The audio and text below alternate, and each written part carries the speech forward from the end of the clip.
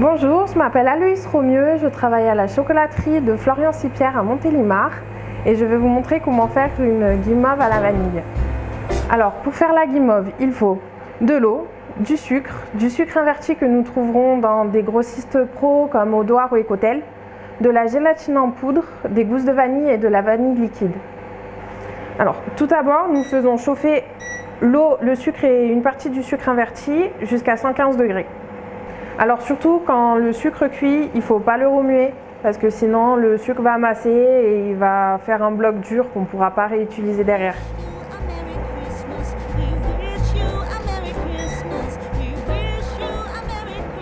Là je vais juste lancer pour que ça commence à se mélanger.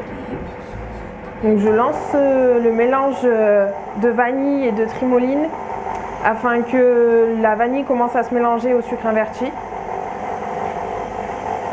Donc surtout, lorsqu'on atteint 114 degrés, il faut arrêter la cuisson afin que le sucre débulle avant de le verser dans le batteur. Donc voilà. Ensuite, je verse le sucre dans un petit filet.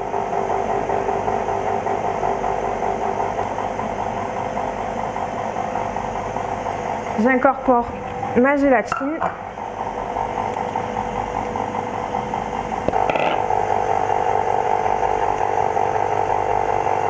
Donc là, on met le batteur à haute vitesse pour que la trimoline et le mélange de sirop puissent monter. Et là, on attend.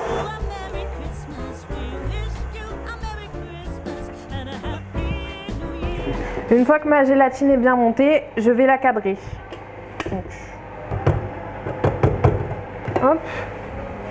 Donc préalablement, j'ai chemisé ma plaque d'une feuille guitare que j'ai graissée ainsi que mon moule.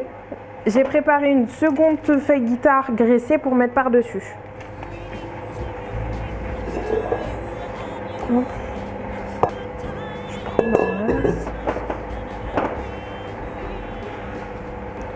J'étale un peu ma guimauve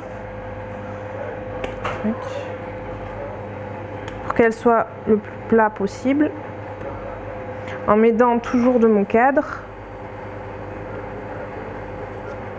Et je viens mettre ma feuille par-dessus au contact de la guimauve, ce qui va me permettre de finir de l'étaler pour qu'elle soit bien plate.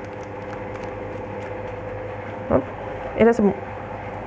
Alors là je la laisse reposer 2-3 heures avant de la toucher. Donc une fois refroidie, je prédécoupe ma guimauve en carré ou de la forme que nous souhaitons la faire et je viens la mettre dans un cul de poule avec un mélange de sucre glace et de fécule.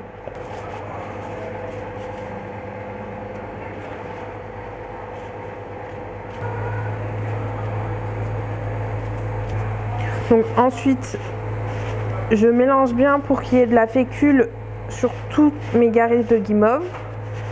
Tac. Hop. Et je vais venir tamiser mes guimauves pour enlever l'excédent.